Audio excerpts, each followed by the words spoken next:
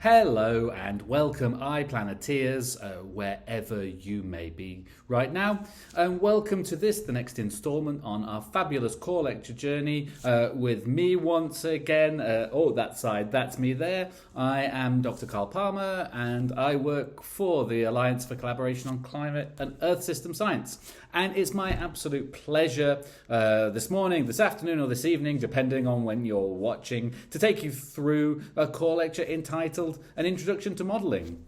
But before we dive into the topic of today, let's have a little bit of a think of where we are in the story. You might be able to cast your minds back several weeks now and remember that a while ago we started our core lecture journey with this very, very distinguished and exciting and interesting Englishman who came in front of you on an online video, and you sat and watched him as he told you all about how the universe was formed in the Big Bang. It formed atoms of hydrogen and helium, but the complex elements were only ever made in stars, the carbon, the nitrogen and the oxygen that make us up. And it was a debris of one of those exploding stars that condensed together to form our solar system, the Earth, and eventually you.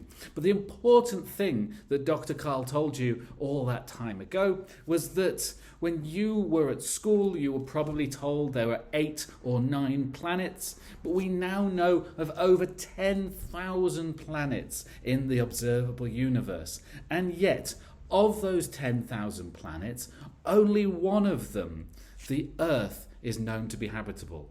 And so we started this journey using our hierarchy of models here to investigate what is it that's so special about planet Earth that makes it the only one known to be habitable. In our first core lecture, in the beginning up there, we took Earth as a bare rock. We stripped away all of its complexity, and we decided that from now on, we'll be working with this model Earth instead of the real one. This model Earth has no people, no animals, no plants. It's a blue ball of rock the right distance from the sun.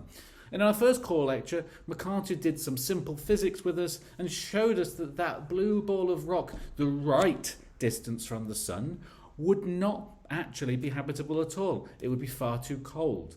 We then went and added an atmosphere, adding one layer at a time, and saw that with a static atmosphere, our model Earth would be too hot, and with a moving atmosphere and a moving ocean added, we eventually came to a planet that was about the right temperature for life, or so we think at this point. You might have noticed at various points in my story there, I used the word model. At the start, we set up a simple model, right, of the Earth that's a bare ball of rock. We added layers to our model to make a more complex model. Modelling is a topic that runs all the way through the Earth system sciences. And so in today's talk, we're not actually adding one level in our hierarchy of models up above me here. We're going to introduce to you a really important concept, a really important technique, which will actually come up again and again throughout all of our core lectures. So it's a step outside of the core lectures, and it's something that will impact the entire story. Great. So what are we going to learn today? In today's exciting talk, we're firstly going to introduce you to the basics of modelling. We're going to find out that a model is a representation of some system in a form other than itself. That you might be familiar with this in terms of a fashion model, but we're going to look more specifically here in terms of science models, right? And we're going to look at the different types of science models, from physical to conceptual to the more scary sounding numerical and statistical models that go into things like global climate change models that we'll deal with later in the course. Once we've looked at those different types of scientific model, we're going to sort of look under the hood a bit and think about what goes into a model. How do we best understand how a model can be built. And so we're going to look at the process of modelling, how we would design one to fit a particular purpose, and how we would do the selection of how much detail needs to go into our model, a process called parameterization. And hopefully by the end of the talk we'll all understand how parameterization helps us look at the level of detail in each parameter needed in order that our model gives the result that we want without taking years and years or all of the resources on the earth in order to try and complete it. Finally, we're going to just look at some limitations and applications of models. We're going to see what models can and can't do. We're going to think about why that makes them actually perhaps more useful for some things than others. And we're going to look here in South Africa what efforts are going on in climate modelling that make South Africa such a special place to be a climate modeller. Great. So, without further ado, let us dig in. Let's start by thinking about what a model is. As I build in the introduction, a nice working definition that we can use for this lecture of what a model is a representation of a system in some form other than itself. What do I mean by this? I think it's really useful if we, I can never get the direction right, it's that way. If we look over to the left there, it's useful to think about the kind of model that everybody will have heard about at some point in their life. When we say that I am going to quit being an access scientist and I'm going to pursue a career in modelling, most people will look at me and immediately realise that what I mean is fashion modelling. And lots of people within the sciences probably wouldn't immediately see the parallels between fashion modelling and a science model, but it's actually a really nice way to ease into thinking more about science models. A fashion model goes up there on the catwalk and does their funky stuff, right, wearing a designer's clothes. And the idea is that the designer wants you to be able to think about and be able to envisage how those clothes would look on you or your BFF or your bae or whoever it is by showing them off on the model. And can you hopefully see that what the model here is doing is providing a representation of what those clothes might look like on you in some other form, right? This is the idea of all science models. They're all doing the same thing. So on the right-hand side of the screen here, we have a DNA model, right? This is a representation of the atoms within DNA. Each of those little dots is an atom. I'm sure you've all played with one in the classroom at some time or another. So each of these little balls here represents an atom in the DNA, but it's made much bigger.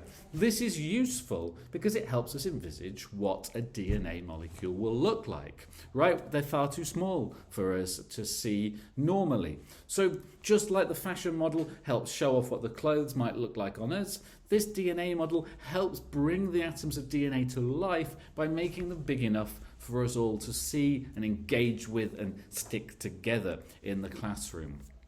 Now, that DNA model is just one type of model we use in science, and I'd like to introduce to you 4 types of model that have come in really useful in a lot of science and will come up throughout this course and probably throughout your lifetime doing scientific-y kind of stuffs. And these are a physical model, just like we saw with the DNA, a representation of something that you can touch and feel. A conceptual model is where we use ideas to connect ideas together in some way. A numerical model and a statistical model, the last two we'll come to, are sometimes confused, but a numerical model is specifically one where we know the equations that govern a system and can solve them. A statistical model is where we can't do that solving of the equations that govern the system because it's too complicated or because we don't know them, and instead we rather use lots of data, usually historical data, on what normally happens to predict what would happen in the future or to extrapolate to what would happen in the future. Let's dig in a little bit to each one of those in some more detail. Starting with the physical model, because it's the one, I guess, that we all know the best and we've just seen before. A physical model is where we build some kind of actual touchable, feelable representation of the given system that we would like to explore better. And as you can see by the examples in the screen, often, in quite a lot of cases, this is a matter of scale. If you go over to the far left there, we have a globe, right? And the globe helps you envisage the connections between things on the Earth's surface, the curved surface of the Earth, to see where things are geographically located. We couldn't do that with the real Earth because it's way too big, right? The real Earth would be an unwieldy classroom tool, right? No teacher could bring a real Earth into the classroom to show their students because that would be a disaster. Two Earths next to each other would cause chaos, right? So we need to make the Earth smaller in order that we can all see and envisage and conceptualize the differences between where is South Africa, how does it relate to the countries around it, the oceans, that kind of stuff. And on the converse, we have the DNA there. That's way too small to see, so to help us understand it, we make it bigger. Those are not the only reasons why we build a physical model. There are others, but those are two common reasons. Here in South Africa, at the CSIR in Stellenbosch, we have a particularly special model where we have a wave tank with the coastline of South Africa modelled on scale so that we can actually fire waves at the coast of South Africa and see how it will impact flooding and that kind of thing. And that's quite an exciting bit of physical modelling that's really important in sciences going on right now. Sometimes a physical model isn't enough to show the connections between things because the connections between things are not physical but perhaps time-bound or perhaps even non-representational. The connections are, for example, abstract between things. For those kind of situations, we can try using a conceptual model. A conceptual model is one in which we link together different concepts and ideas to show how they fit together. The example that you have on the screen is one that we will talk about later in the course. It's a conceptual model of the water cycle, showing how the water moves around by fluxes through different reservoirs of the water cycle of the Earth system. Right? It doesn't have to be within the sciences. Conceptual models, as I say, can be from abstract concepts. When we come to thinking about what's the best way to run a country, something like socialism or capitalism are conceptual models. Something like capitalism argues that if the capital can be owned by people and property owned by people, they are much more likely to work harder for it, they are much more likely to value it, and everyone will be better off. Whereas socialism argues the opposite, that the state would be better managing those resources because X, Y, and Z. The two systems of thought link abstract concepts together, but they link them together logically to create a conceptual model.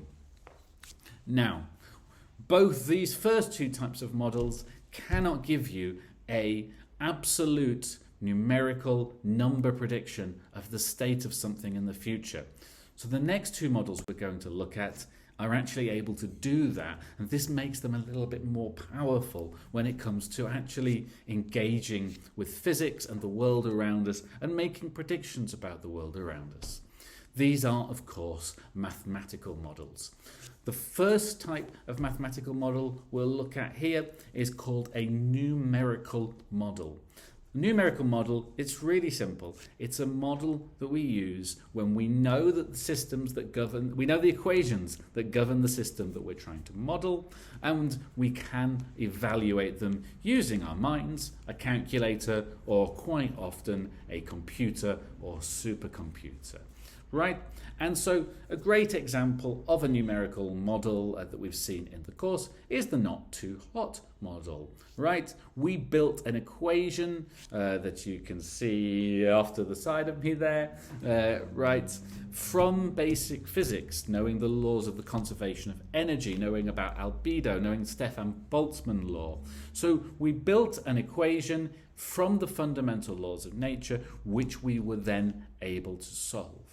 This is simply a numerical model. If you want to model the classic problem of a train running in one direction at 60 km/h and in the other direction at 80 km/h and find out at what point they will hit, you will use a numerical model. Lots of applied mathematics. It's just application of numerical models, right? Remember this. Numerical model. You know the equations that govern the system, and you can solve them. You do so, you get a number-based answer.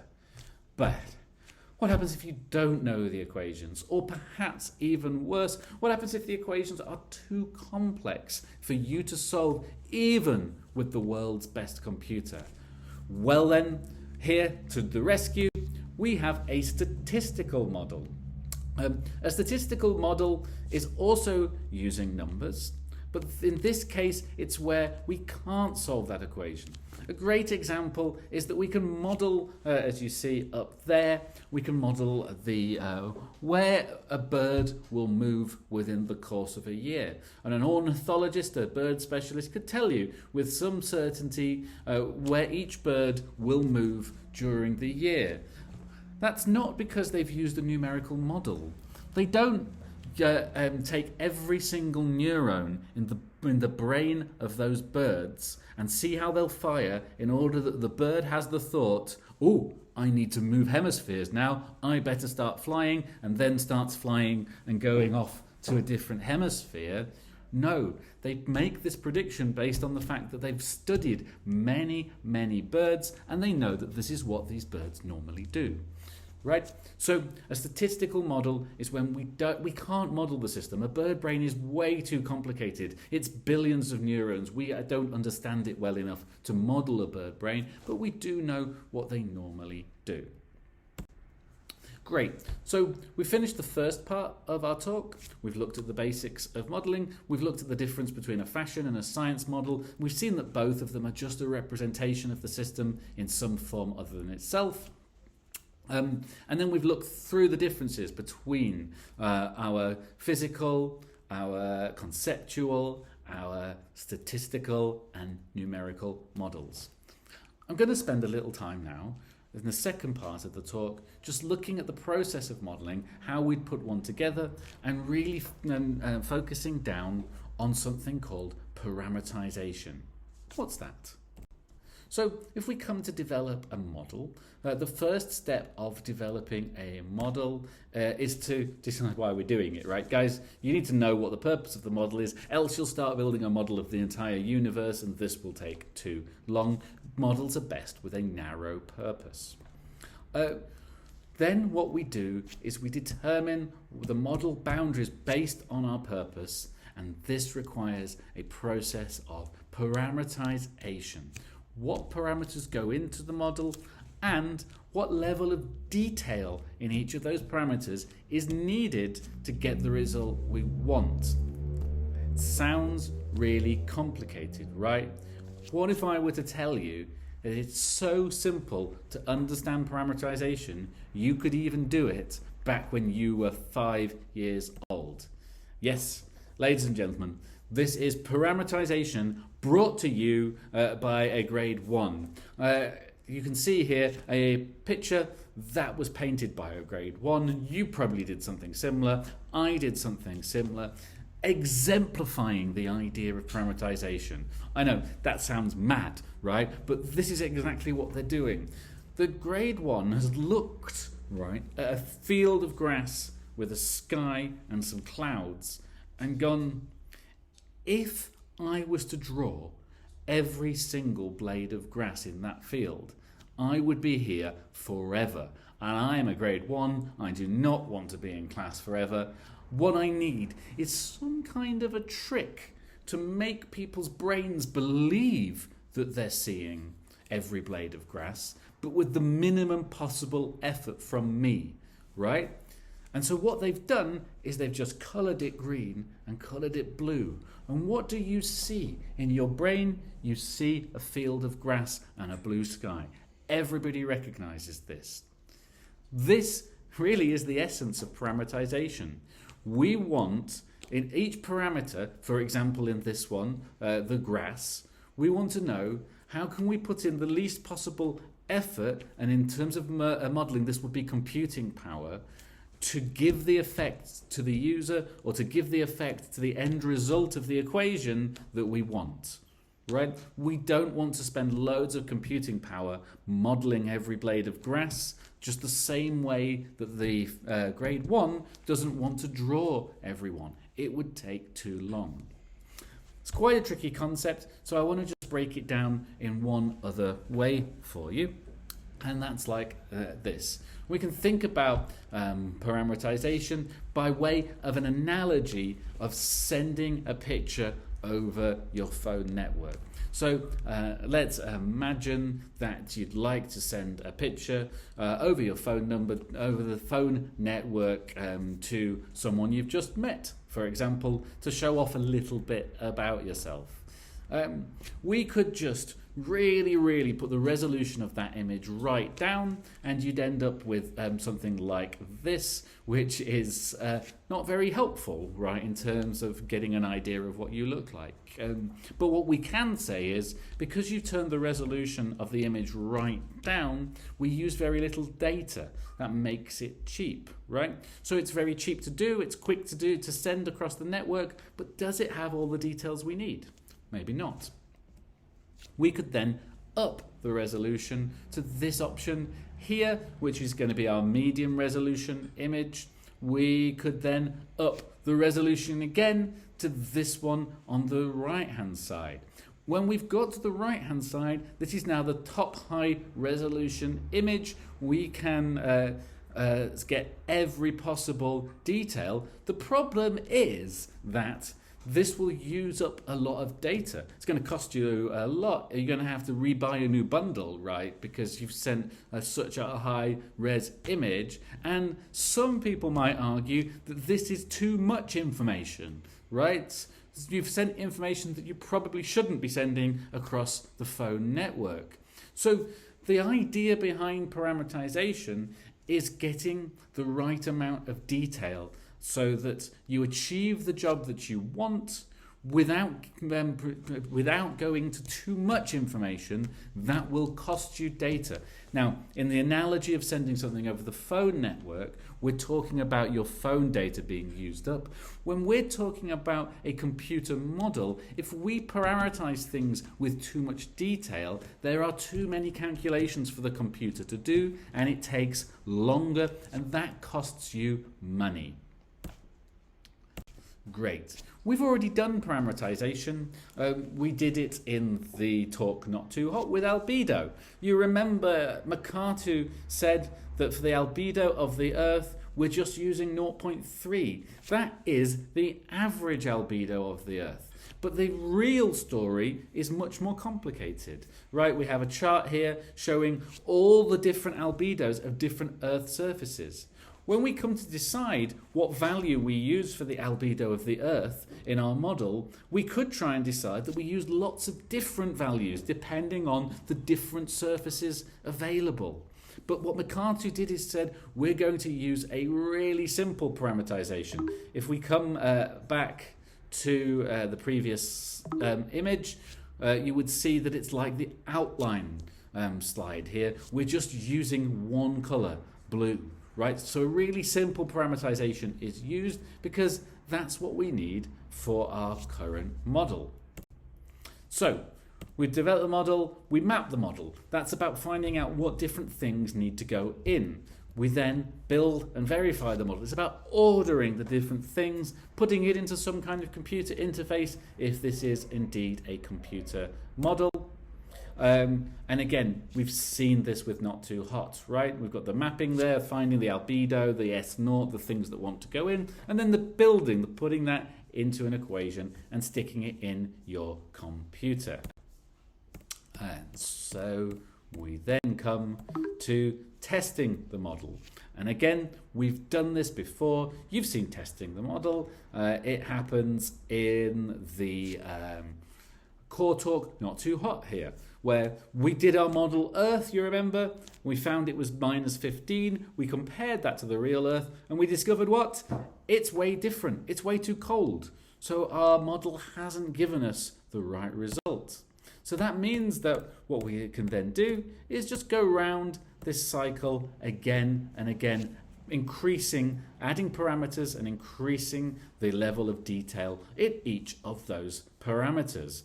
Eventually, for many models that you want somebody to use, you will then create an interface and share that model. Great. So what's the point of modelling? Why are we going to all of this effort to do it? There are a variety of reasons to do modelling. One of them is that it simplifies reality, just like Not Too Hot. When we come to the question of why is Earth habitable, we couldn't possibly understand it in just one go. The real Earth is way too complicated. Using our model Earth helps us break it down. Models are often the right size. We looked at our examples of the globe and of the DNA. Models are often less expensive than experiments. I talked to you about the CSIR wave tank experiments. That is a multi-million rand facility, whereas we could try and do that on a computer for less. If we want to go out into the real ocean and do it, that would be way, way more expensive. Models then help us explain the past and predict the future. Now, do we have some problems associated with models? One of the problems that we have is that models are predictions, right? They are not real. They are some kind of imitation of the real system that isn't the real system itself and therefore isn't always right. Now, this can be seen as a big limitation of models. And it can be a limitation based on the source data. If we don't have good data going into our models, we won't get good data going out. If you put bad in, you get bad out. But the first point, if we do have good data, they're still predictions, turns out to not be a problem with the models so much as the reason that they're actually important. And this comes down to this really interesting quote by George Box, who said, all models are wrong, but some are useful.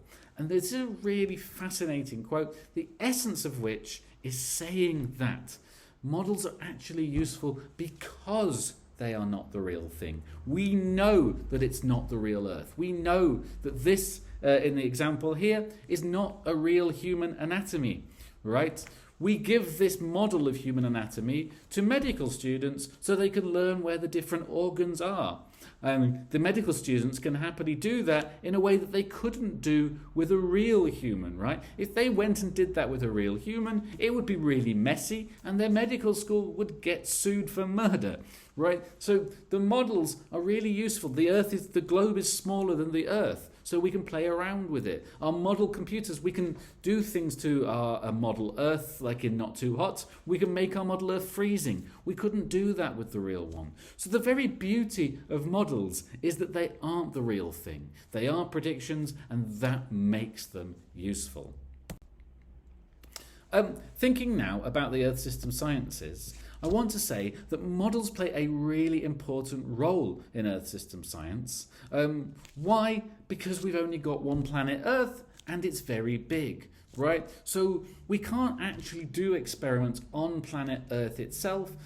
One, it would be impossible, and two, it would be immoral, right? If we wanted to investigate if Earth is the right distance from the sun, pushing it towards or away from the sun is a really impractical idea. It would be very difficult, and it would be a terrible idea. If we push the Earth closer to the sun and it gets too hot for us all and we all die, that would be very bad. So models within the Earth system sciences are really important, that they provide this ability to experiment with our planet Earth. And I'm sure you're all aware that one of the ways in which we are actually doing some pretty unethical experiments with the planet Earth is through something called climate change. This is skipping forward a little bit now and bringing humans into our model, which aren't strictly there yet, but I want just a couple of minutes to give you a little bit of a preview. Global climate models combine numerical and statistical models together to look at how our climate is changing. This is an example of a global climate model. On the x-axis we've got the year going up to from 1800s to modern. On the y-axis we've got temperature, and this is showing the rising of our planet's temperature. We then, from global models, we can downscale and make regional predictions. This is a lovely graphic here showing the expected rainfall in southern Africa as we move forward into a changing climate. This is from the Intergovernmental Panel on Climate Change. I'm going to drop a link for you so you can go and have a play with this. But downscaling is really when we get these global climate models and then we use local information to try and show how the models are predicting the climate or whatever it is that we're modelling in a specific region will change. And South Africa is particularly special within this field in that we've got some fabulous modelling research going on. From in-house here at Access, Professor Neville Swade, the director of Access, looks at using regional models and downscaling of models to show how climate impacts the prevalence of malaria in areas like Limpopo. And recently, South Africa has developed its very own global climate model called the VRESM system, and that's now delivering more and more information about how our climate in southern Africa is changing. Great. So, to summarise, what have we done today? We've introduced a really important tool to our habitable planet of modelling. It's something that will come in all throughout the course. We looked at a model. What is it? It's a representation of a system in some form other than itself. We looked at the different types of models, from physical, making something, conceptual, linking ideas together, numerical, the idea of solving equations that we know about a system to predict something about that system, or statistical, knowing a lot of information about what happens in the past. We looked at how we put a model together step by step and a quick taster of that, and the idea of parameterization. What parameters and how much detail in each parameter go in to get the desired result. And it's not necessarily the most detailed, the most high resolution. We want a compromise. And then we looked at this idea of models are predictions. They're predictions that are limited by how good the data that goes in, but the fact that they are not real, that they are predictions and not actually the real system, is a benefit of models. The fact that all models are wrong, but some are useful, the fact that they're wrong is what makes them useful. We saw then how in Southern Africa we have really, really exciting global climate models being produced. Global climate models bringing numerical and statistical together to show how a changing climate is affecting South Africa, is affecting malaria and impacting us. That's it from me today. We'll see loads of models going forward in the course. This is just a little introduction. There'll be more in the reading. I hope you've enjoyed it, and I'll see you again soon, Planeteers. Goodbye.